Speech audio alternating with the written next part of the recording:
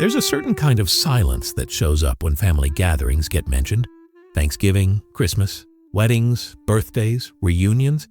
While everyone else is swapping dates, planning menus, buying gifts, there's someone sitting quietly with a very different feeling. Not excitement, not even fear exactly, just a calm, heavy knowing that they won't be there. That they'll be the one who declines, the one who sends a message instead of showing up. And when people notice, the looks come, like something is wrong with you, like you're opting out of a rule everyone else instinctively understands. But it's family, they say, as if those words alone should override everything else. What they don't see is this. You're not avoiding family because you don't care about connection. You care deeply. You're stepping back because you finally learned what genuine connection actually feels like. People who skip family gatherings aren't cold. They're not broken. They're not afraid of love. They love fiercely. They're just finished pretending that presence equals belonging. Somewhere along the way, they learned that the most isolating place in the world can be a room full of people who are supposed to know you, but don't. Their absence isn't rejection. It's self-protection. It's a nervous system that finally recognized the difference between belonging and performing. And maybe, just maybe, they aren't missing family at all. Maybe they're finally discovering it. In places where love isn't conditional, where peace doesn't require pretending, and where home is something you choose, not something assigned at birth. Let's talk about what's actually happening underneath all of this. Because the choice to stop going to family gatherings doesn't happen in a single moment. It's not dramatic, it's not impulsive, it's gradual. A slow stacking of experiences where you felt unseen in a room full of people. Times when you tried to be honest and were met with silence, dismissal, or judgment. Times when smiling felt safer than telling the truth. Each moment seems small on its own, but together they build pressure, like water filling a glass. And one day it spills. Not because you're weak, but because you've been strong for too long. You don't suddenly decide to stop going. You realize you've been going for everyone else and never for yourself. For most people, family gatherings are meant to be anchors. They're supposed to feel grounding, warm, familiar, like coming home. But for some, they feel like stages. You walk in and the role snaps into place. The version of you who laughs at the right jokes, dodges the wrong subjects, keeps the peace at any cost. You shrink where needed. You perform where expected. You become a background character in someone else's version of what family should be. And after enough years of playing that part, something unsettling happens. You start losing touch with who you are once the performance ends. Psychologists use a term called relational authenticity. It means being able to exist as your real self inside your relationships. When that authenticity is missing, when you have to constantly edit yourself to stay accepted, your brain doesn't experience it as neutral. It experiences it as danger. Not loud danger, not obvious danger, but a steady, quiet loss of safety. Over time, your nervous system learns that being around these people requires you to fade a little, and fading, even slightly, costs energy. That's why you can leave a family gathering exhausted even when nothing bad happened. You weren't relaxing. You were monitoring, managing, containing yourself. Think about the child who learned early that their emotions were a problem. Maybe they were told they were too sensitive, too dramatic, too much, or somehow never enough. They learned to scan the room before they spoke. They learned which feelings were welcome and which ones needed to disappear. They learned that love in their family came with conditions. Be this way, don't be that way. Stay agreeable, don't disrupt. So they spent years, sometimes decades, shifting shapes to earn belonging. But borrowed belonging never feels like home. You can stand in the middle of your family and still feel like an outsider because they don't know you. They know the version you show them, the carefully managed version designed to avoid conflict and keep everything looking fine. And eventually, a question rises that changes everything. What's the point of being somewhere I can't be myself? That question isn't rebellion. It's clarity. It's your mind finally aligning with what your body has understood for years. That this doesn't feel safe. that this doesn't feel like love, that maybe family, real family, is supposed to feel different. And to be clear, not everyone who steps away from family gatherings grew up in chaos or cruelty. Some families aren't abusive, they're just distant, polite, functional on the surface, but shallow underneath. You can sit with them for hours, exchange stories, laugh at the right moments, and never touch anything real. And that kind of emotional emptiness can hurt just as deeply as conflict, because conflict at least acknowledges that something matters.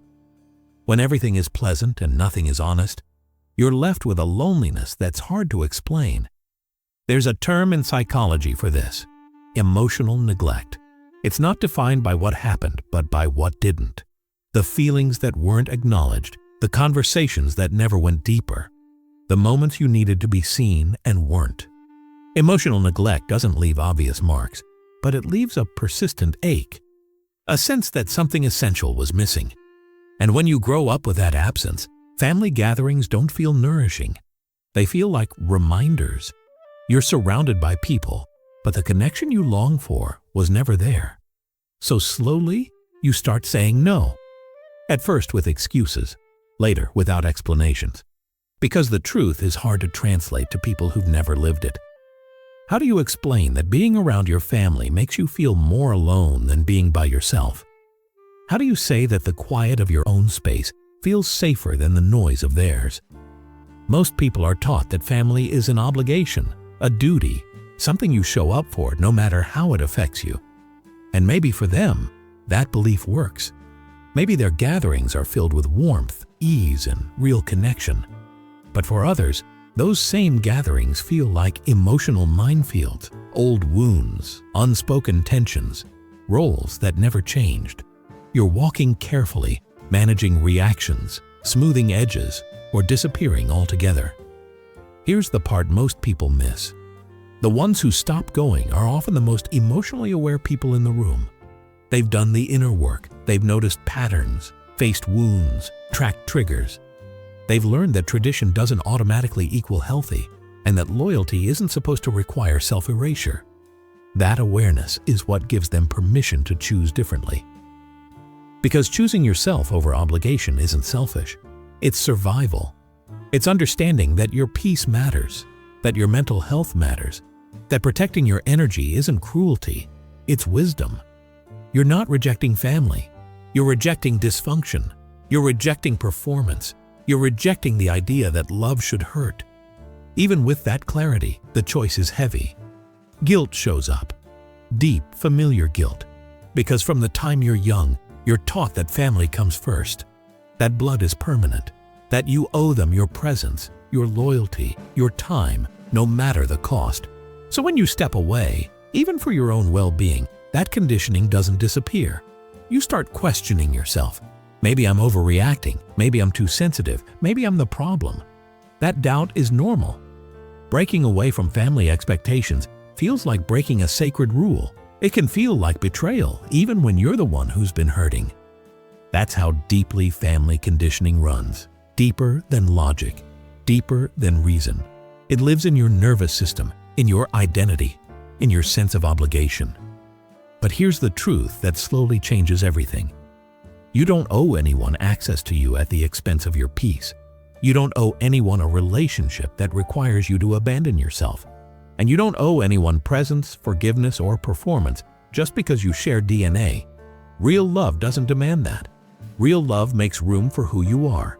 It doesn't ask you to shrink. It doesn't punish boundaries. It doesn't force you to choose between honesty and acceptance. And when that truth finally lands, the guilt begins to loosen its grip. Not all at once, slowly. You start to see that choosing not to go isn't rejection, it's reclamation. You're taking back your time, your energy, your right to feel safe in your own body. You're choosing peace over performance. And as quiet as that choice may look from the outside, it's brave. Because it goes against everything you were taught. It asks you to honor yourself in a world that rewards self-sacrifice. And then comes the moment itself. The text, the call, the simple sentence, "I won't be there this year." What follows can be unpredictable. Some people understand, some are disappointed, some are angry, and some reach for guilt as a way to pull you back into line. They'll remind you that family should forgive, that life is short, that you'll regret this, that you're being selfish. But those words aren't about you. They're about restoring the old dynamic, the version of you who put everyone else's comfort before your own. And here's what matters. Their discomfort with your boundary isn't your responsibility. Their inability to understand your choice doesn't make it wrong.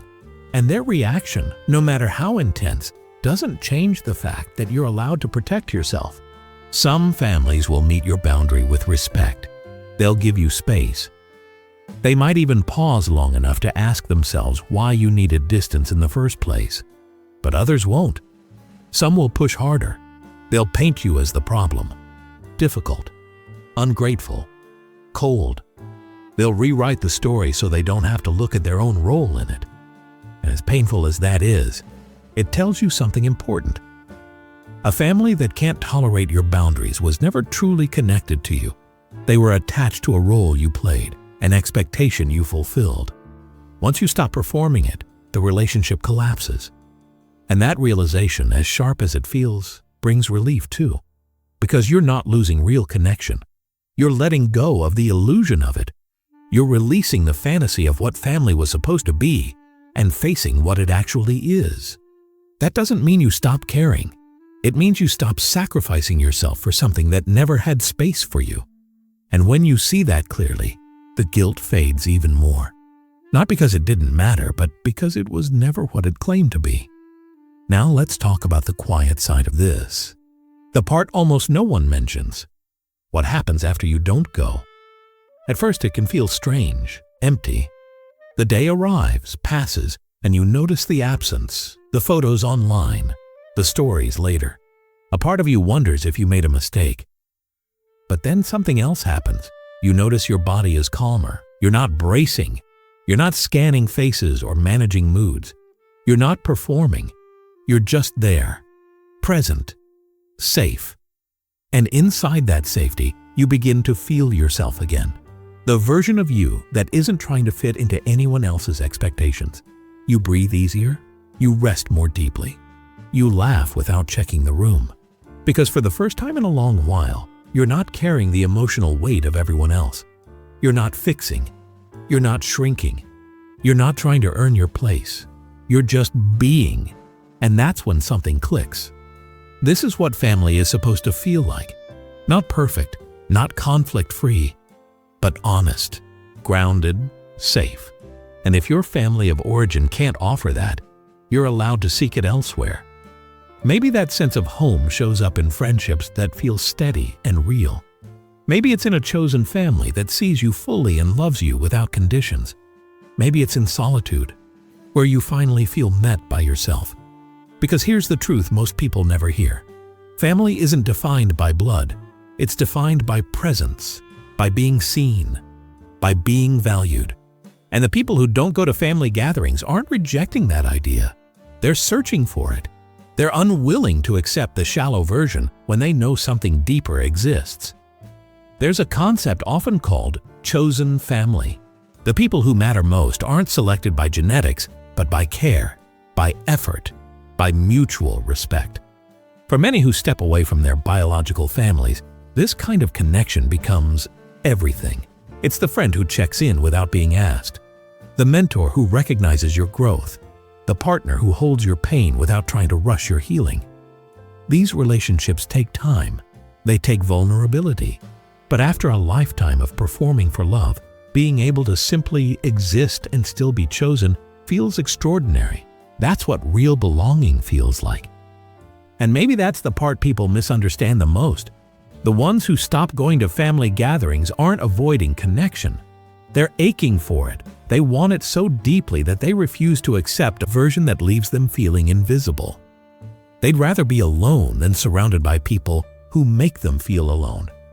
And as hard as that choice can be, it's also full of hope. Because it says, I believe something better exists, and I won't stop looking for it. Still, let's not pretend it doesn't hurt. Even with peace, even with clarity, there are moments when the absence feels heavy. Holidays can sting. You see families laughing together and a part of you grieves what you never had. You wonder what it would feel like to belong without effort, to be loved without conditions, to walk into a room and feel wanted, not tolerated. That longing doesn't disappear just because you made a healthy choice, and it doesn't mean you made the wrong one. It means you're human. You're allowed to grieve the family you deserved but didn't receive. Boundaries don't erase grief. They simply keep it from turning into harm. The people who don't go to family gatherings carry a quiet kind of strength. The kind that comes from looking honestly at your life and admitting, this isn't working. It's the strength of choosing healing over habit, of walking away from what's familiar in favor of what's healthy, even when the road feels lonely. That kind of courage rarely gets applause. There are no ceremonies for it. But it matters, because breaking cycles always does. It takes courage to disappoint people, to be misunderstood, to trust that your peace is worth protecting when everyone around you insists you're wrong. And the more you honor that boundary, the more you notice how much energy you used to give away.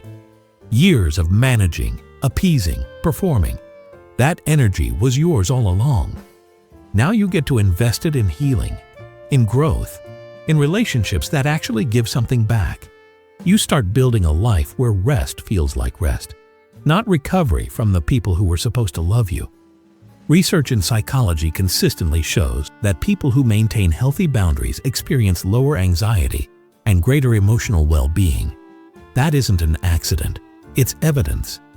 Evidence that protecting your peace creates space for healing, that saying no to what drains you opens room for what restores you.